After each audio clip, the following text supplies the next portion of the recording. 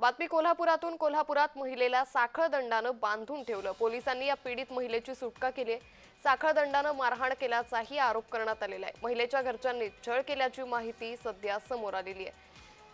त्यामुळे ही दृश्य सध्या आपण पाहतोय कोल्हापूरमधून। कोल्हापूरमध्ये या महिलेला साखळ दंडानं बांधून ठेवलं होतं आणि महिलांवरील अन्यायाच्या घटनांमध्ये सातत्यानं वाढ होत असल्याचं पाहायला मिळतं। या पार्श्वभूमीवर राज्य शासन यावरती कशा पद्धतीने उपाययोजना करतं हे पाहणं अतिशय महत्त्वाचं ठरणार आहे।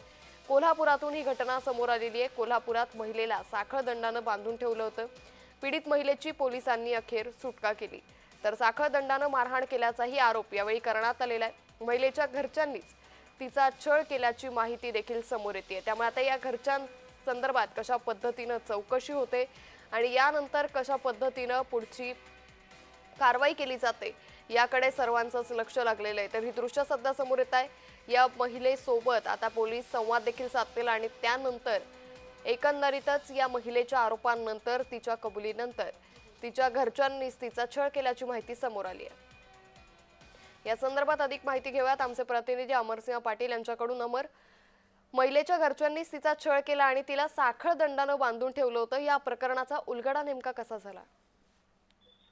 अंकिता, गेल्या काही दिवसापासून ही महिला या भागातील माणसांना दगड मारत होती किंवा विक्षिप्त कसं वागत होते असा म्हणजे भागातल्या माणसांनी सांगितलं। त्यामुळे तिच्या भावाने तिला घरात बांधून ठेवलं होतं। भाऊ कामाला जात होता, तिला सर्व प्रकारे असं बांधून जखडून ठेवलं नव्हतं, परंतु ती विचित्र असा प्रकार होती त्यामुळे तिला बांधून ठेवलं होतं। भाऊ तिला कामाला जात असल्यामुळे घरात दुसरं कोण नसल्याने ती बांधून ठेवलं होता। तिला सगळं जेवण खाणं तिला वेळच्या वेळी मिळत होतं। शेजाऱ्यांची चौकशी केली असता ती महिला विचित्र वाचवत होती, त्यामुळे त्याच्या भावानं बांधलं होतं असं सांगितलं।